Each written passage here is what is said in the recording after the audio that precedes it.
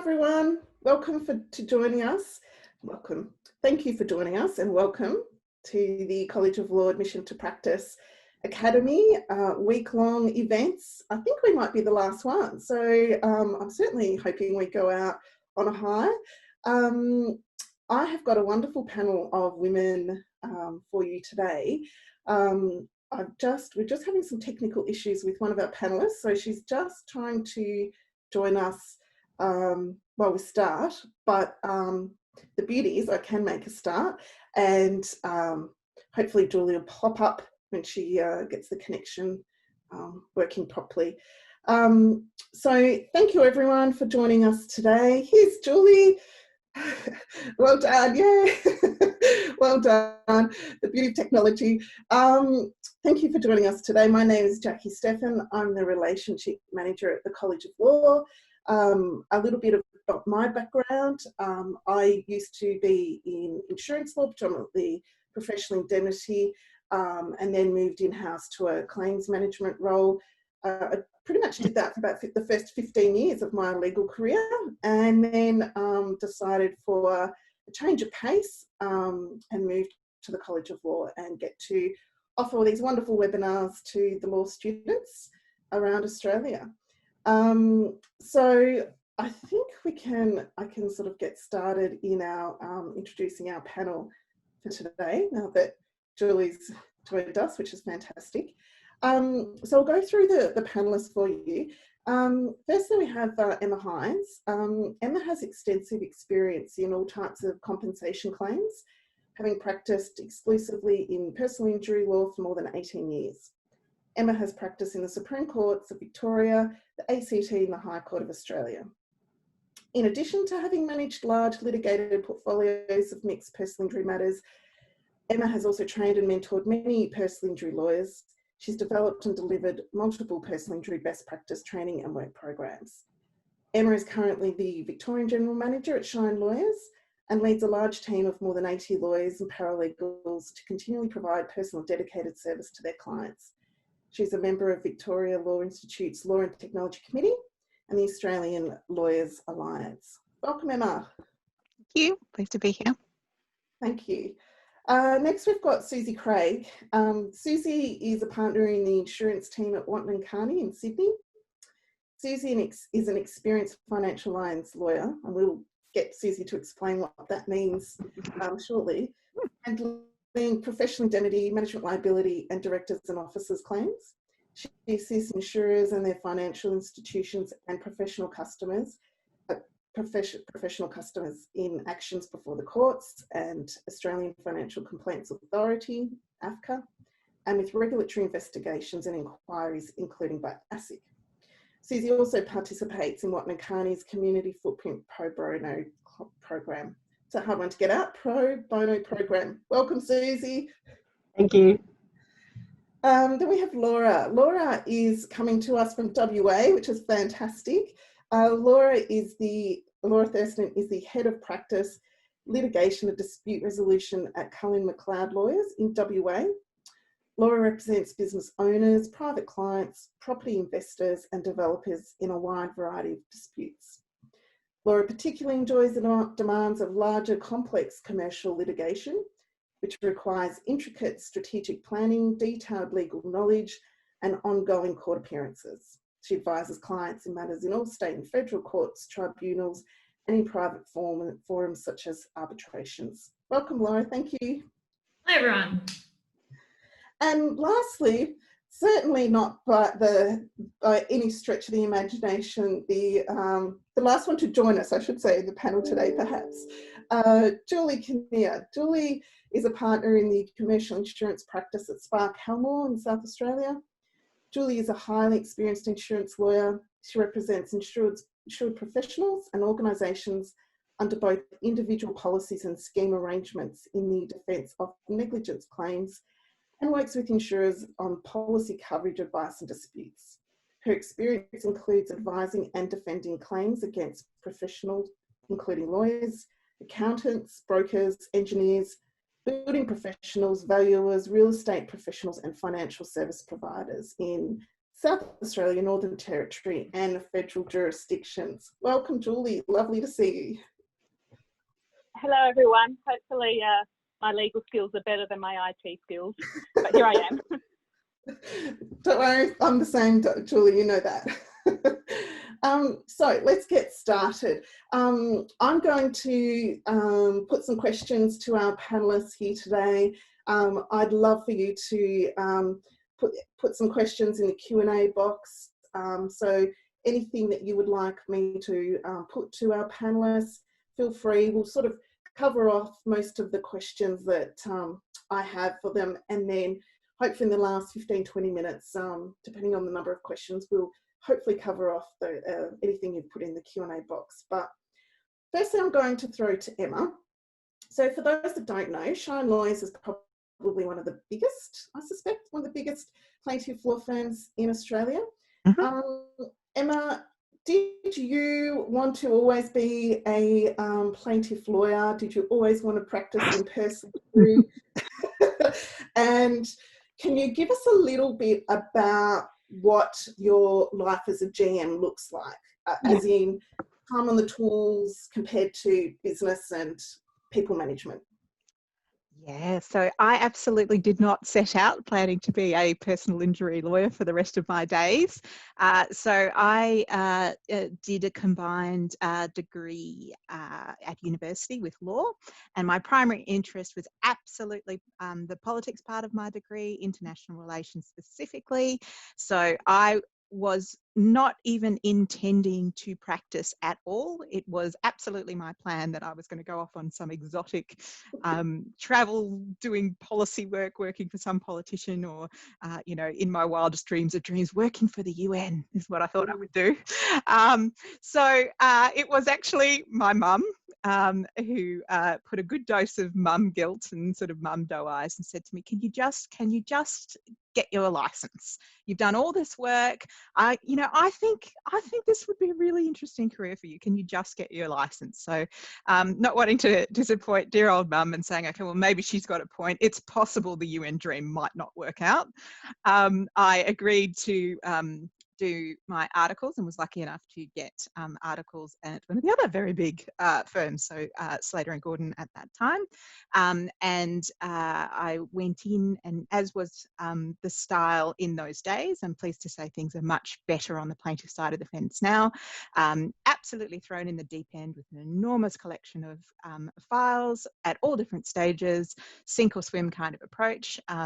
So I spent my first year being sort of oscillating between being utterly overwhelmed and just absolutely hooked on the thrill of litigation. So as time went by, never took that international trip, and got deeper and deeper into litigation, and I stayed with my first firm for 24 years. I'd started in my first summer of university and was with them for a very long time before I came across to Shine.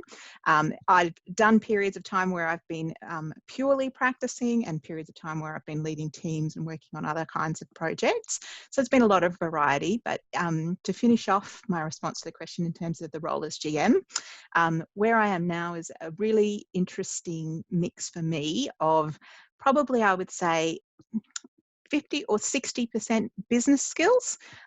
So, you know, it's business decisions, financial decisions, marketing, all those sorts of different parts of being involved in a bigger business, and then supervising casework. So I get hands-on in terms of assisting the more junior lawyers to form their decisions and to plan their strategy. You know, I found a new joy in that. I actually found that I actually enjoy that as much, if not more, as practicing myself. So yeah, it's been an interesting journey to get here, but a really interesting mix and new skills over time. Fantastic, thank you. So Susie, when we talk about financial lines lawyer, perhaps give us a bit of a idea of what that means, the type of claims that you, or the type of work that you do.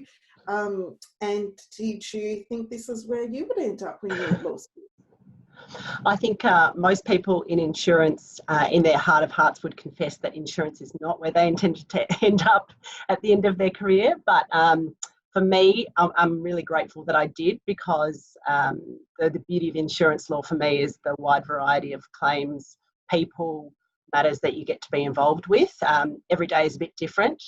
So financial lines claims really describes a sort of broad spectrum of different types of claims where you've both got professionals involved. So you're talking about a professional claim against perhaps your accountant has been negligent, or a stockbroker, or your financial planner.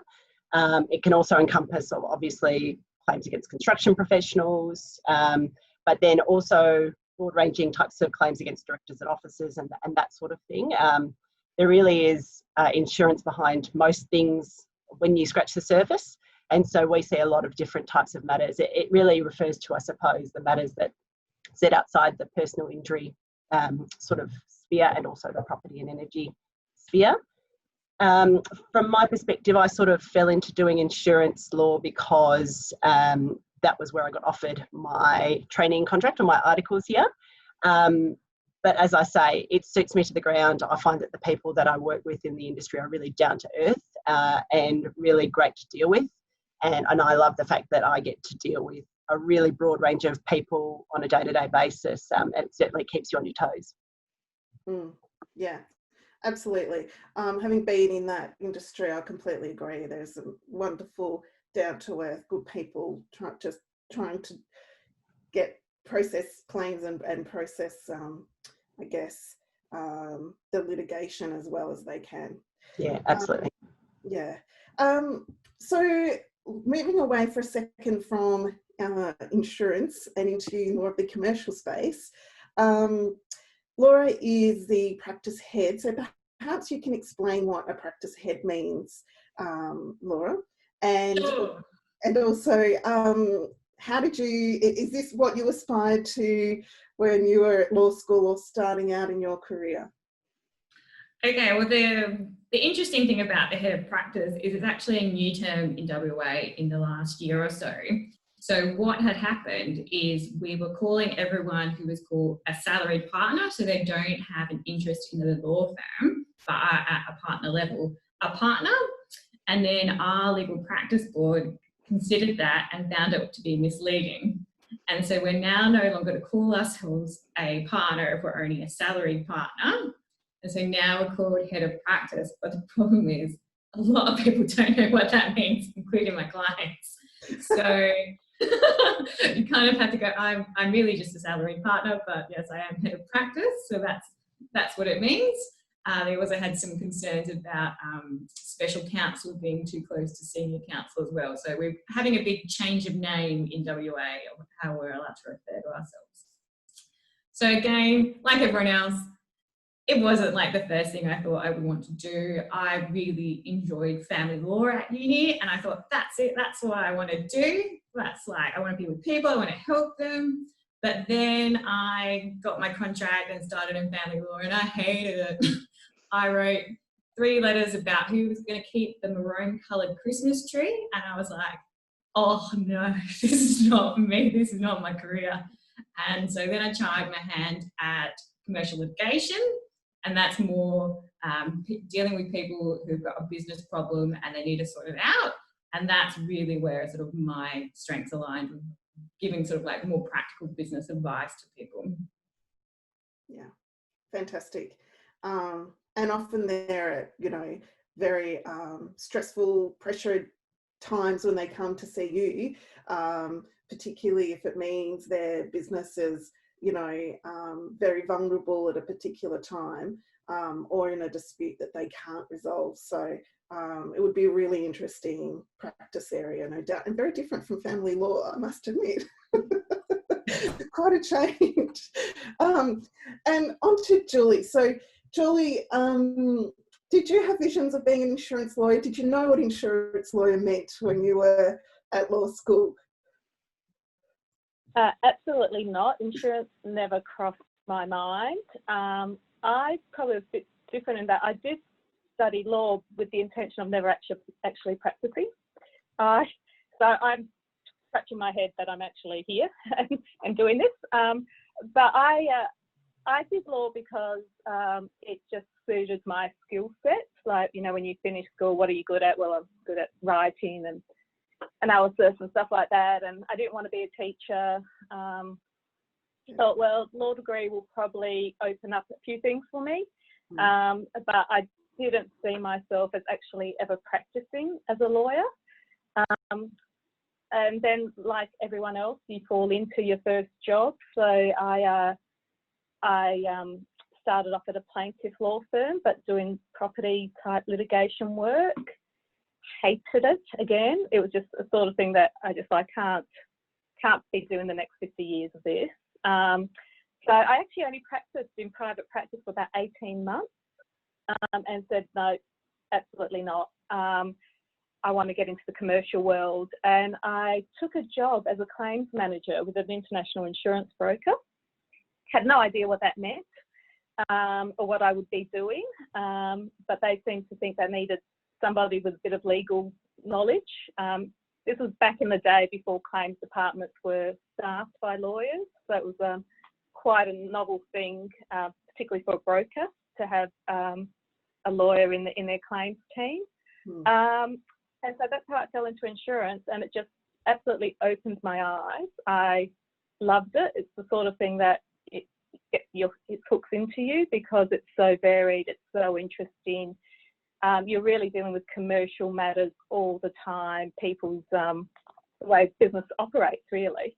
So once I got a taste of it, I thought, well, this is where I want to stay. And I honestly thought I would pursue an insurance career, but in-house. So, you know, for an insurer or staying in a broker, but didn't actually think I would go back to private practice. But again, you know, circumstances happen. I had my first child. A job came up for a law firm here in Adelaide. I didn't want to go back to where I was after I went back to work. And they were looking for an insurance lawyer. I thought, well, I suppose that's what I am. So I applied. It helped that my referees were their clients. And I was able to go back into private practice that way. And just haven't looked back, really. Fantastic. And just what you touched on before, to some extent, when we talk about insurance, often with this, whether it's a claim or whether it proceeds to litigation, the insurance aspects perhaps are resolved early on at the start. And so then the nature of the litigation is often less about insurance then and more about a normal litigation, more legal claim rather than the insurance side of it. So yes, I can see how, you know, for a lot of us, that's what grabs our interest as well. So it's a very broad term. So when we talk about insurance lawyers, it's varied, very broad. So Emma, what sort of, you talked about starting and hopefully maybe going to the UN, and I must admit, I think I had the same dream at some stage. What sort of detours or setbacks, you know, have you found in your career? I guess, how did you manage them? How did you reframe your mindset? If you had a setback and sort of, you know, refocus on what you wanted out of your career. So I've had a couple of pretty sort of major setbacks, you know, some which are personal to me and some which are just sort of circumstances and how you adapt to them. I guess the first one that I wish someone had given me insight into when I was starting out my career is that, you know, particularly in the litigation end, when you're dealing with barristers and those sorts of things, there are a lot of performers in the law, a lot of big egos, and that wasn't my natural style at all. So particularly in a couple of, you know, my first earlier years, I had people give me feedback along the lines of I was too soft-hearted for the law, I was too nice for the law, I was too polite for the law, and I was like, geez, okay. What does this lawyer actually look like? I don't think I like that of them. It took me a while to realise that that was actually complete nonsense and wrong advice. There's no such thing as that. You don't have to fit that stereotype of the the hard or difficult person that I think a lot of people sometimes align with lawyers. And as you say, there's lots of wonderful, down to earth, wonderfully supportive people in the law. And over time, I sort of learnt, if people are, saying that, you haven't developed that skill or that's not a strength for you, there's usually something about that you can turn to your advantage, and you just need to look for the right opportunity for your particular flavour of skill or style to flourish. So for me, I think that's what led me into personal injury law and ending up having a really successful career in personal injury law, because a lot of those exact same things that I guess some of the gruffer older litigators might have criticised me for before were the things that allowed me to connect with my clients and to understand them very quickly and to gain their trust so I could keep them calm when they needed to be calm and all of those sorts of things. And then as I developed further on in my career, the ability to lead a team comes from those qualities. So I guess my sort of biggest step back is don't listen to what anybody else says about you or your career. You've really got to find your own strength and find your own way to maximise it. Great advice. Couldn't agree more, and absolutely spot on. As you said, you sort of play to your strengths, don't you? And even if it's perceived as a weakness, it's all relative. I mean, that's someone's viewpoint, and you've managed to turn that and use it as your strength. So kudos to you. Susie, what's some of the challenges or setbacks you've had along your career, perhaps when you started out, or getting articles or applying for articles, and where that may have taken you? Yeah, I had a lot of trouble getting my first graduate job in the law. I finished my law degree, had done a bit of legal community centre work, and had worked in barristers' chambers as their librarian / research assistant, and thought, yeah, this will stand me in pretty good stead to get an articles job. Applied everywhere and no offers. And so I was pretty despondent about that at the time. I thought, okay, I'm going to go overseas. I've got time. I'll go overseas for 6 months, do a bit of travelling. So I went over to South America, and 1 month into my big adventure was in a car accident and broke my leg. So off home I went, and was pretty, found it pretty tough at the time because I'd finished my law degree, come home, no job, broken leg. What am I going to do now? So I thought, well, I've just got to get something to get working. And so I ended up applying for a number of jobs and was lucky enough to get a temporary contract working at the County Court of Victoria, just doing some assistance with the judges there in the civil directions list. And from working there and working hard and just working to sort of connect with the people there, was able to gain an associateship at the County Court, which was a great experience and a great learning ground to sort of put what you learn at university and then actually apply it to real world litigation, and to see solicitors and barristers in action and their advocacy styles. So then I applied for my articles positions again, and then was offered one position out of all of them, which was just happened to be at an insurance law firm. But as I said before, that sort of suited me down to the ground in terms of the type of work and the type of people and the variety that you get. But I certainly didn't have a straightforward road into the law. And I suppose my message about that is really that you might not have the smoothest of transitions into a legal profession, but that doesn't mean that you shouldn't be there or that you're not cut out to be a lawyer. It just means it's a really tough, competitive environment. And you will find your way, and it might not be through a traditional route that you sort of tick all the boxes and follow a linear line, but that's okay. And you don't need to. And it doesn't, I'm really grateful now that I sort of had that roundabout route, that I got to work in the court and meet all those people and get that experience, and then go a little bit later into starting out as an article clerk, as it was at the time, and to have those experiences under my belt, and to sort of at least have got a month in South America before I started practicing. So it's okay not to get a job straight out of university and to sort of follow a few different things before you find your feet. I think that's, you know, part and parcel of life these days.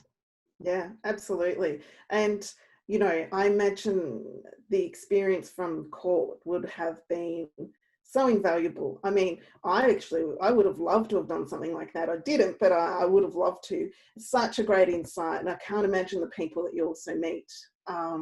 But yeah, I mean, that would have put you in great stead for a clerkship position. And what an article clerk, I mean, walking in the door, having done work at the court, I think it's fantastic. And all about perseverance. So well done, Suze. So Laura, noting that you had visions of family law and ended up slightly different at commercial and dispute resolution, what are the sort of setbacks you've had along the way, or detours? Not really setbacks, and how have you sort of reframed your mind when you know you've sort of had a change of direction? Well, I graduated during the GFC, so kind of a similar situation to people graduating now. Lots of lawyers looking for work, not a lot of jobs. Took me a really long time, got really despondent about how things were going to work out. But I thought, right, well, I've got to put my best foot forward. So I did my College of Law on my own, and I did some free work for barristers, just trying to get my foot in the door. And then my opportunity arose because one of my friends from uni, who was a few years above me, resigned from his position and put me forward as a really good candidate to replace him. And then that's where I've been for the entirety of my career. So I really was very lucky that I had, you know, my friend had put me forward for a job and it was really the right fit for me. So if I had got something else along the way, then it probably wouldn't have suited me as well as this job currently suits me. So I feel very lucky, and it just kind of opened my eyes that opportunities can come from all sorts of different angles, and it might not be, you know, you're at the networking function with, you know, trying to talk to partners and try to get in that way. It might be one of your mates from uni has an opportunity that you can vote for. So, and I think that suits me well in my career now. That I think one of the really big sort of tips I can give people is make sure you have your friends, make sure you network with your friends from uni, because they'll be the people who go through your career with you. They'll be the ones on the other side of the matter. They'll be able to give you a favour if you need help, or if you need an extension and advice on how to deal with something. So I think that's what really I learned from that initial setback was, you know, opportunities and friendship is key to our success. So true. Absolutely agree. I'm sure, Julie, you probably agree as well. I mean, we can talk about, I've probably known Julie for over 10 years. And I can pretty much explain that this wonderful group of women are either people that I've gone to school with, worked with, I've been a client of, or I've met relatively recently through my WA colleagues. So that is literally a live example of networking and your contacts.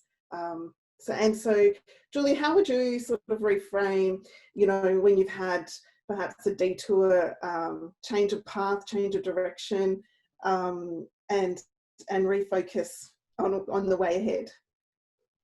Yeah. Look, when you're in the moment, when something sets you back or things aren't going the way you think they should go or you'd hoped they would go, it's very hard to get perspective on that, and particularly when you're starting out on your career and you can't help but see what your peers are doing, and you'll have some peers who leave law school and go on to these wonderful jobs and they just look like, you know, the road is paved with gold for them. That certainly wasn't my experience out of university.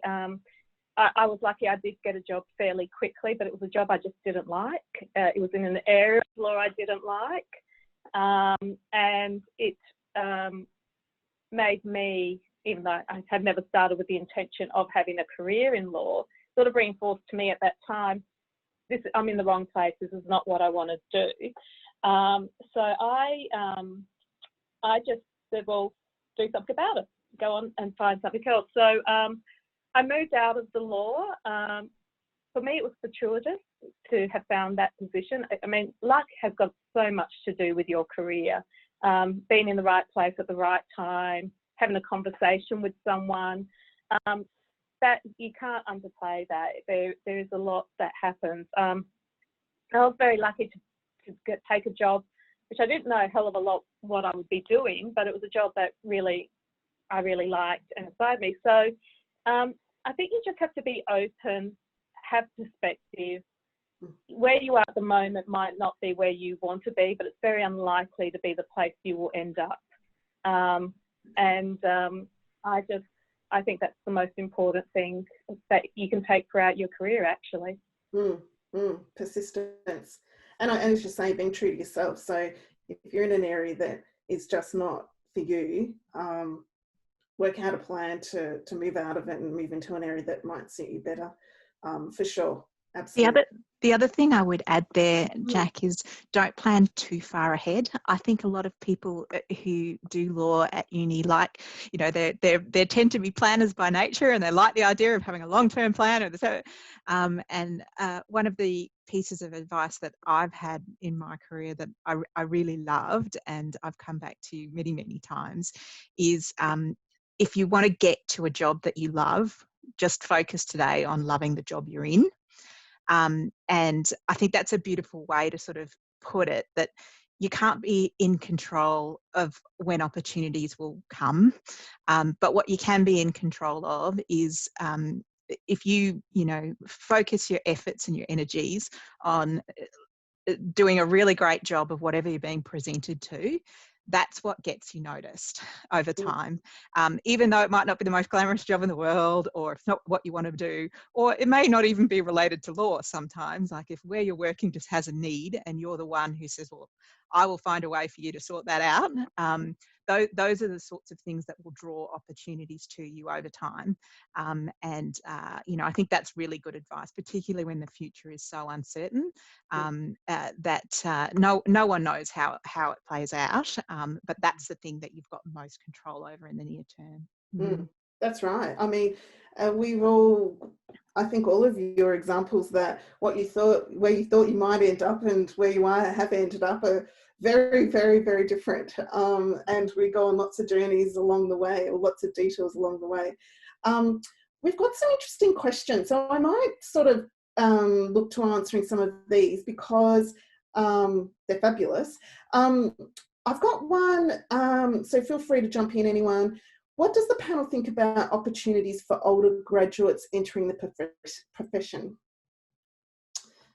That's an interesting one. I think we get this question a lot. I think there are a lot of later lawyers than perhaps people realise, and perhaps it's often they've started in one career and decided, well, actually, that area is even more interesting when you go into it with a legal degree, a law degree as well, and a legal lens. So anyone have any views on opportunities for older graduates?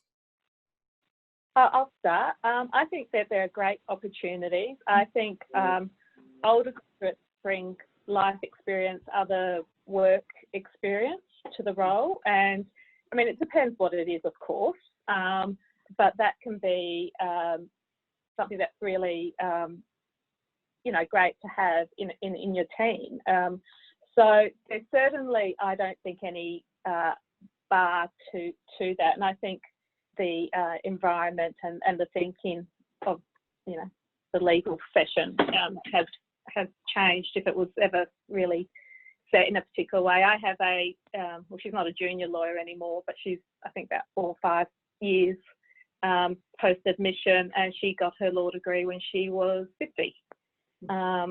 And she's worked with us her whole career so far, and she's amazing because she's just so good with dealing with clients and understanding the levers for clients. Actually, she's exceptionally good at dealing with unrepresented litigants who tend to have a little bit of crazy around them. But yeah, no, I think it's the opportunities are there as much as for the young people, I think. And do your research as well. Like I've had a number of more mature article clerks over the years and trained graduates in sort of taking on law as a second career. There are in many cases there's an opportunity to have a real niche specialisation. For example, we've had a number of doctors who've gone back and done their law degree and end up doing niche specialty practice in medical negligence or coronial inquiry work. People who've had previous careers in HR who end up working in, occupational claims, employment law claims from a sexual harassment perspective. Really, really valuable sort of combinations if you find the right sort of niche. I'd encourage people who are coming to law as their second career to really think about where is that niche, because you often don't see them obviously from the outside, but if you start digging around and doing your research and looking for cases, you'll find that there are actually probably small collections of lawyers who've got real niche specialties, so media in the law, all of those sorts of things. So good place to start building your network from that base. Yeah. Just to add to that, I think that there's also a recognition now in law firms that diversity is really important, and diversity of staff brings a great deal to a law firm. Different perspectives, different viewpoints really add to the way that not only the firm works, but also the way that we manage claims and manage litigation. So I think absolutely there's a great place for older graduates. Yeah, I completely agree. I think as an older graduate, focus on your skill set. Think about the skills that you've developed in your previous career.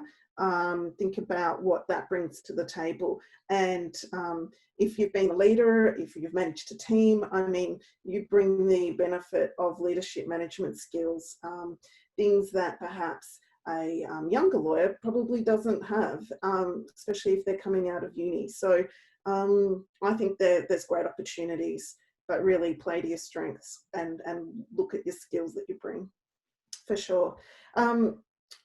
We've got another question, and it's interestingly about data analytics and things like this. So this is screaming Emma to me, but it may not be. One of the conferences yesterday highlighted that it would be great for aspiring lawyers to have a basic understanding of coding and the whole world of data analytics in general because of where the future is. I completely agree, but my question is whether it is viable to invest right now in a basic coding course while doing the PLT to showcase their ability on their CV, or apply to work in related sectors and then develop the knowledge. What would be your opinion if you're a student choosing right now? So I think developing IT skills generally is an excellent path to take if you're a really young graduate looking to increase your chances of getting that first gig. I'm not a big advocate of lawyers learning to code. There's been a lot of discussions about this over the years, and I suspect that by the time you get that qualification, it will no longer be required.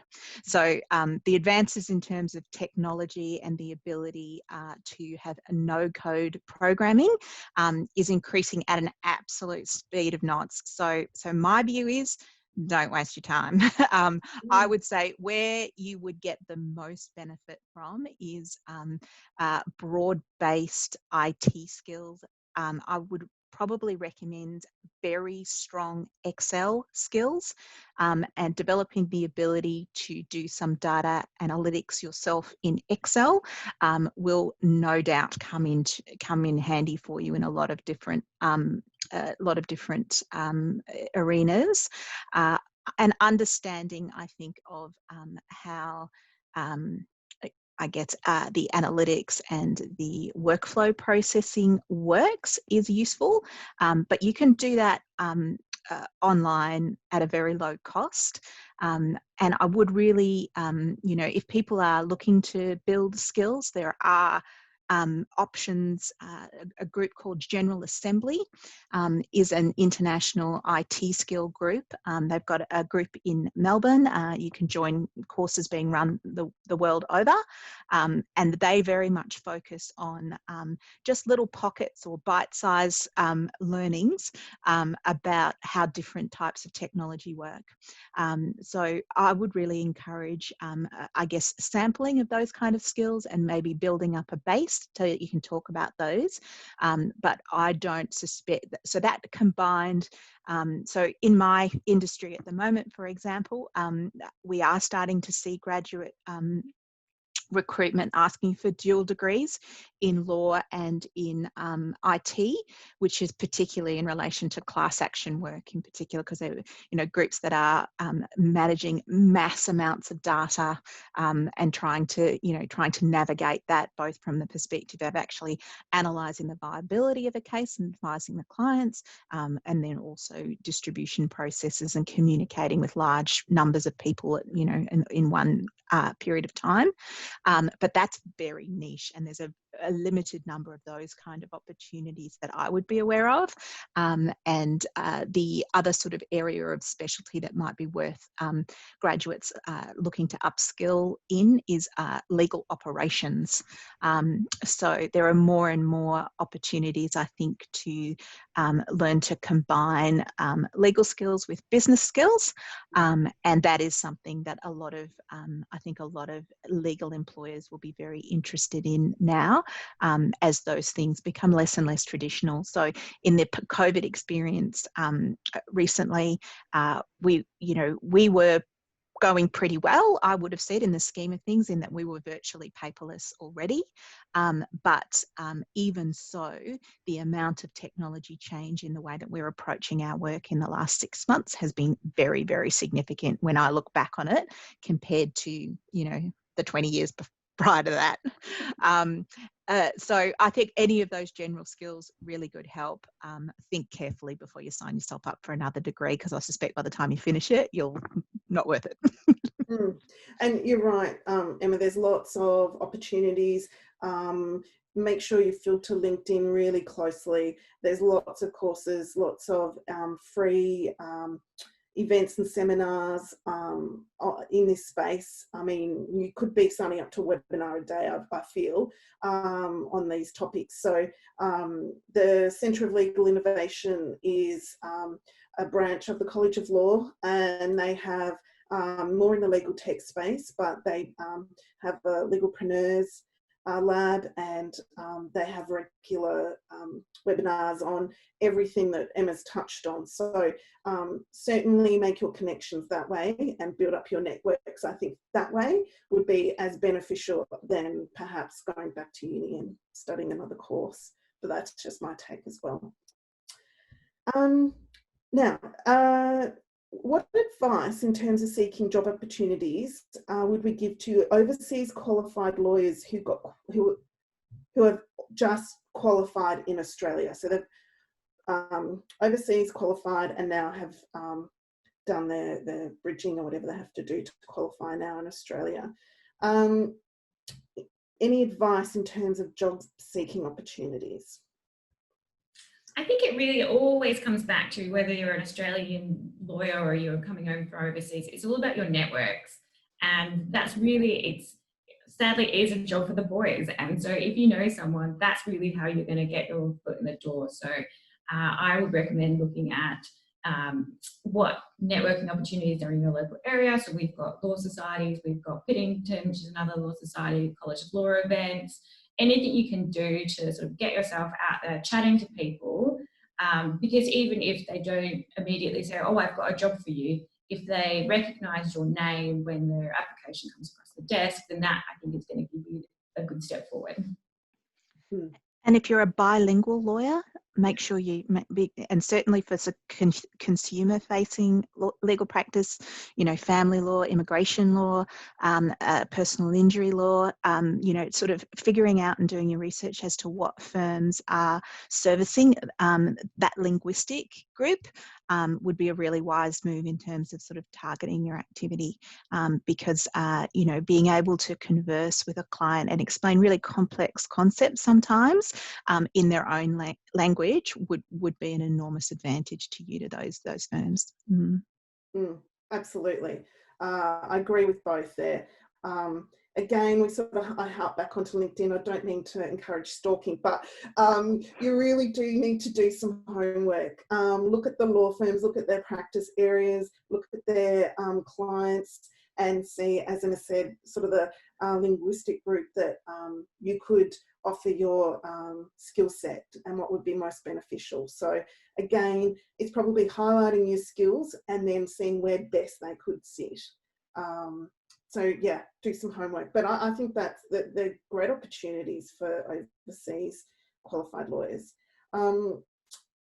There's a question about AI.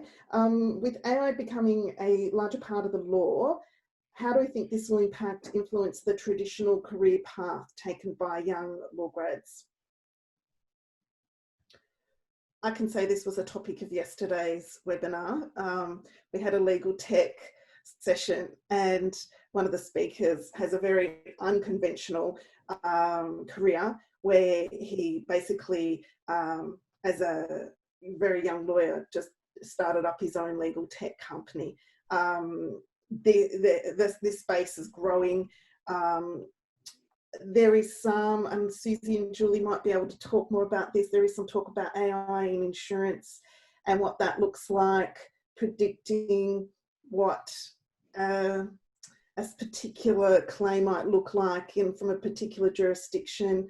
But that's, I think, to some extent, a long way to go. It's probably at the early stages of more property claims,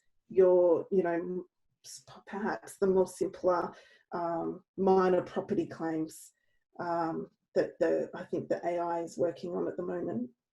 But Julie's going to have... The insurance industry is very, very keen on AI. Certainly a lot of development that I hear about that insurers around the world are looking to develop to better analyse and price risk and service customers, etc.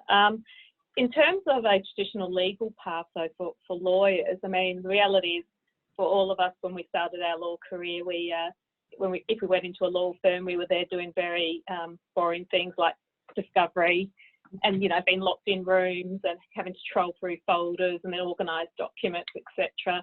And a lot of that is gone. And also a lot of the things that you would have a junior lawyer do is now not required. I mean, now the way we work is so different that junior lawyers really are, well, in my practice anyway, a junior lawyer is pretty much taking baby steps, but doing what we expect they need to do to manage a file, which is they're starting to, you know, analyse, consider documents, prepare advices which are settled, pleadings, etc.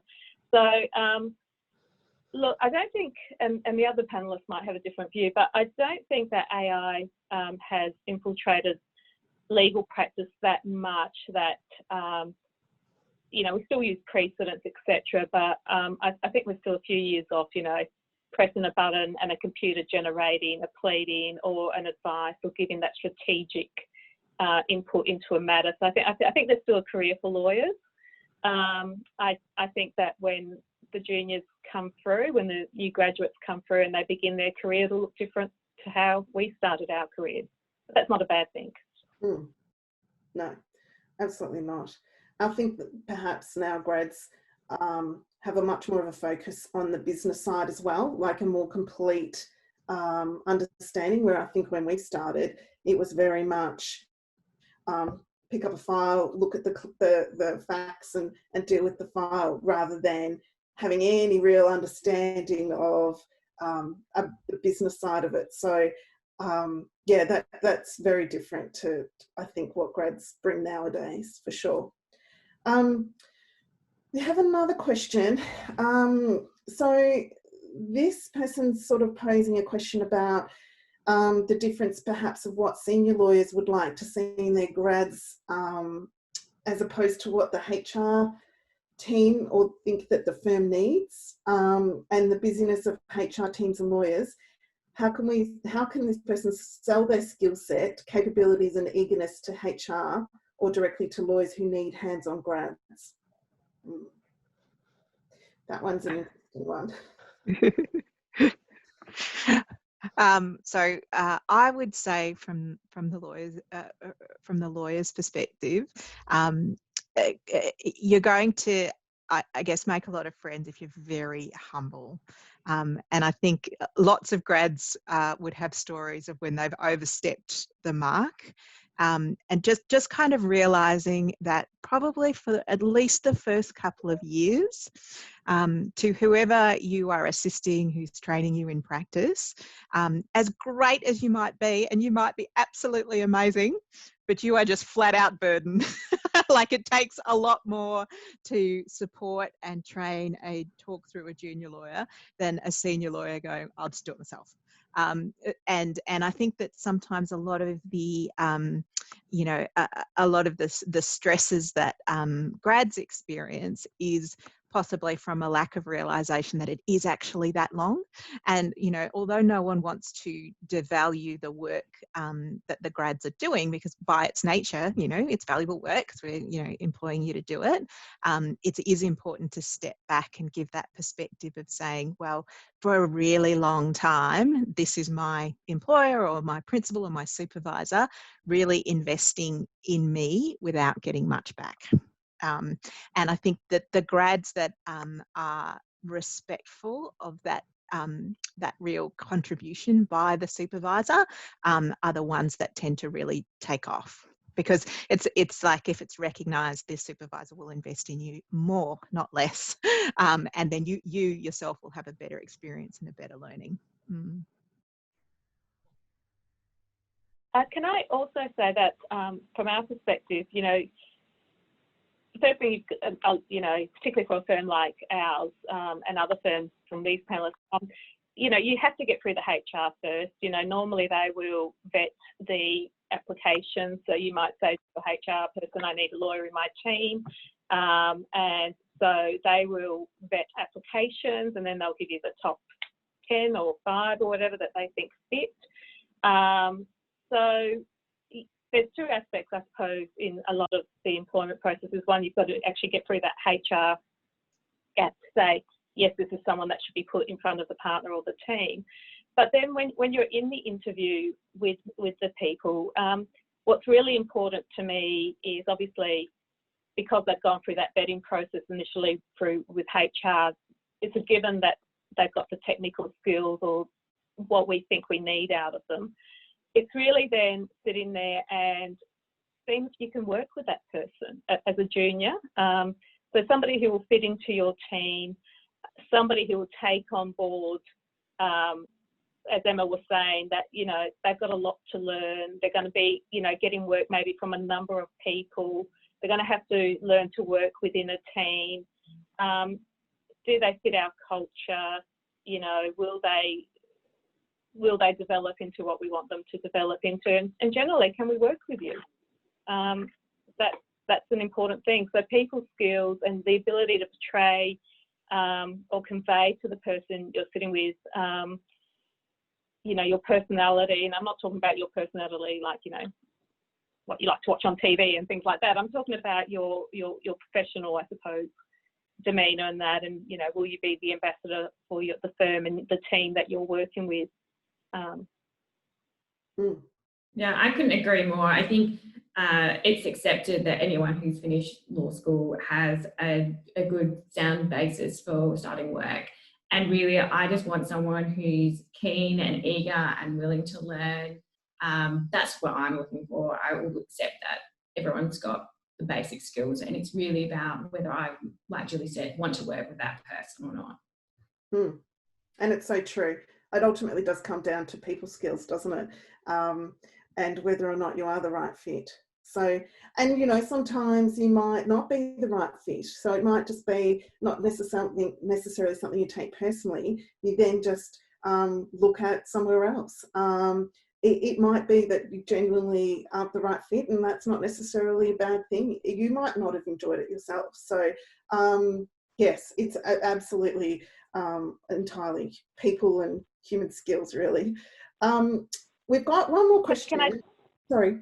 So I was just going to also say that if you're not the right fit for that firm or for whatever reason, that doesn't mean you're not the right fit for anybody or everything. You know, a couple of years ago, when we were taking on someone in the team, I passed on someone who I thought was going to be absolutely fantastic, a great lawyer, but probably wouldn't work in our team for whatever reasons, or not work in our team, but just wasn't right for us. And that person went on and is just excelling in their career with another firm. And they got opportunities and are doing work there that I knew we couldn't, or that he wasn't going to get here. And that I, you know, in the discussion with him during the interview, it was clear where his passion sort of, or what kind of work he really would have liked to be doing. It wasn't really going to be what he was going to be doing with us. So if you do get a knockback, don't take it as a personal, I'm not cut out for it, I'm not right. You might just not have been right for that job, that person, that time. And as I said, this person who we passed on a couple of years, as I knew he would, has just absolutely excelled. And because he's in the right place. Yeah, and that's a perfect example. And it's so true. So it was right on both parts. It was right for your end and it was right for him as well. So in the last few minutes, we've got, unsurprisingly, a COVID question, but that's kind of good because hopefully we can wrap this all up. For the panellists, in the current COVID times, what would be the best way to find network opportunities? And perhaps we can add to that, you know, perhaps some of your best tips or advice for law students, grads, early lawyers, on, you know, what your top tip for them.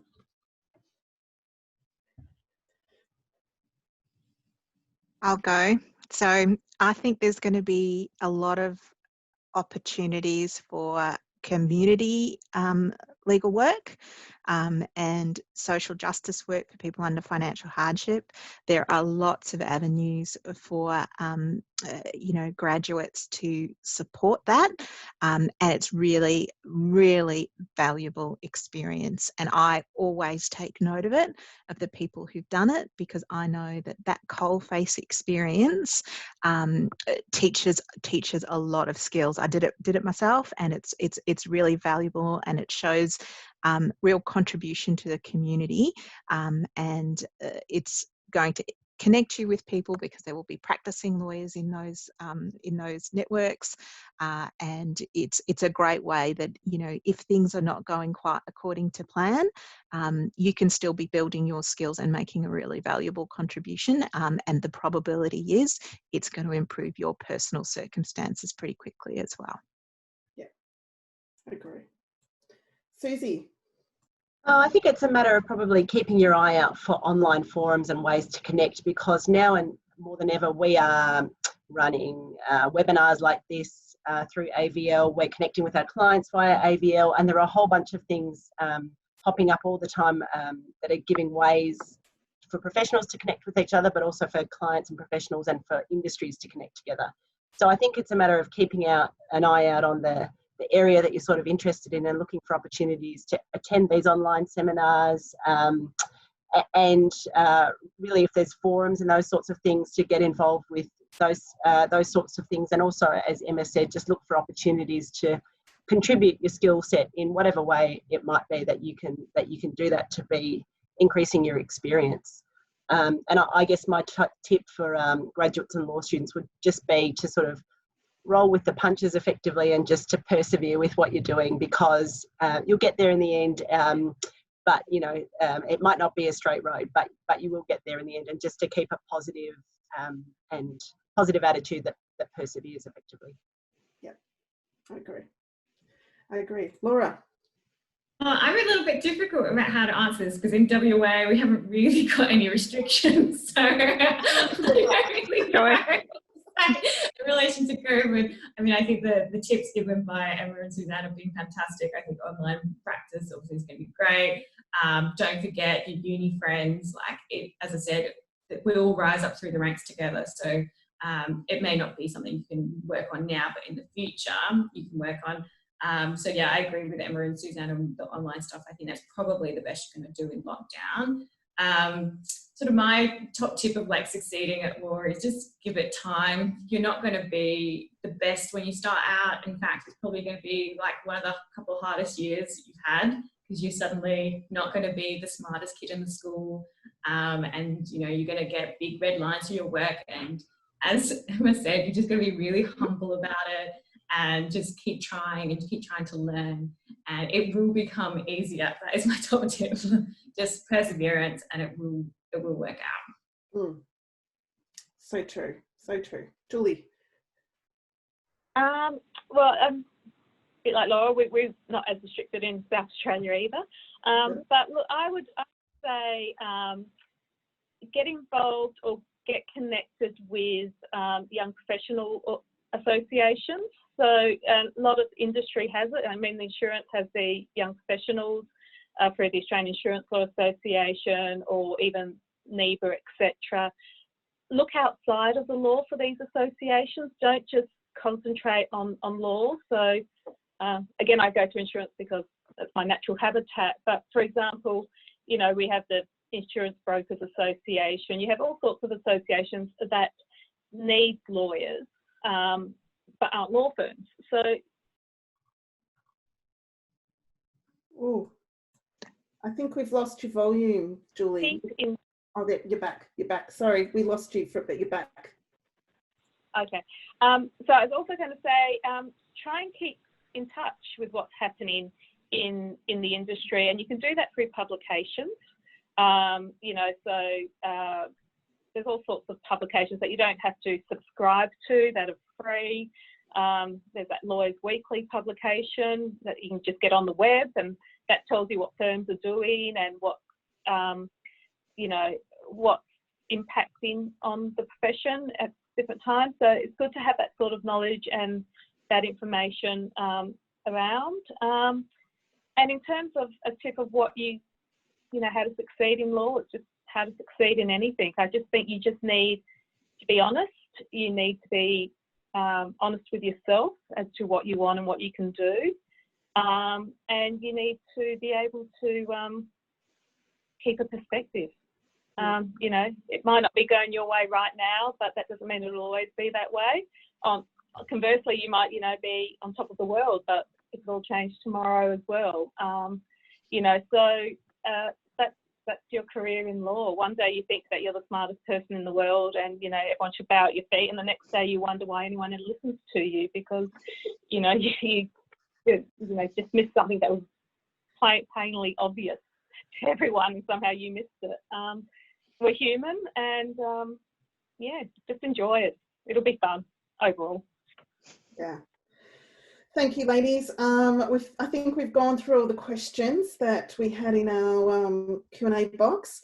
I just wanted to sort of wrap up with perhaps some 3 or 4 takeaways for those that are listening in. Really, persistence and resilience is a theme that's come through the session today. You can't underestimate, sometimes it might be, perhaps you see it as a sideways step, but ultimately you are moving and perhaps you need to take a sideways step to move forward. Networking, be it your chief squad, your allies, your a mentor, a really, really important aspect of this, keeping contact with the people that have been a part of your study, your early start of your career. As I said today, you know, I know the women on this panel, I've worked with some of them for a very long time, known them for a very long time. So that's really an example of the importance of having a network. and you're keeping in perspective. At the moment, yes, things are a little bit challenging with COVID, but like Laura starting out in her career during the GFC, we've all had some little bumps along the way, but these ladies are a testament to the fact that perseverance and resilience has got them to their level of success today. So thank you everyone for joining us. Thank you very much to my amazing panellists. What a lovely group of women, and a fabulous way to spend an hour on a Friday. So thank you very much, and greatly appreciate everyone's participation today. Thank you for joining us, and I'll switch it off now. Thank you, everyone. Bye, everyone. Good luck.